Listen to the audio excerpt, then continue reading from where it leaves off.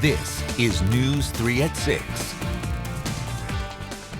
Good evening, I'm Mark Kiesling. April began today, and with it, Child Abuse Prevention Month.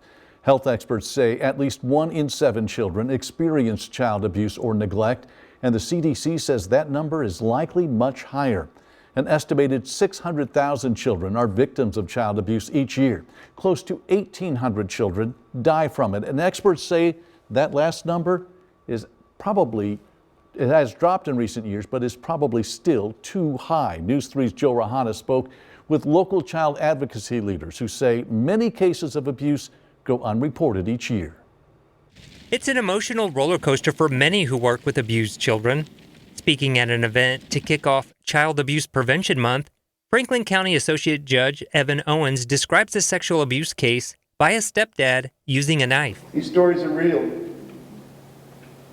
And we don't want to believe those stories.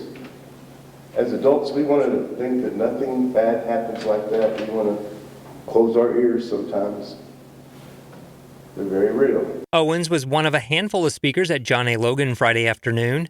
Pashard Foundation for Abused Children Director Joe Pashard says their messages are incredibly important and one that many don't hear or want to hear. It's difficult to really accept that we have children who are being abused in their own homes, many times, most often, by people they know. Pashard says abuse cuts across all socioeconomic lines by people children should be able to trust. There are a lot of people who unfortunately damage children, and it's our responsibility to pay attention. Brittany Hale with Prevent Child Abuse Illinois says everyone can help make a difference.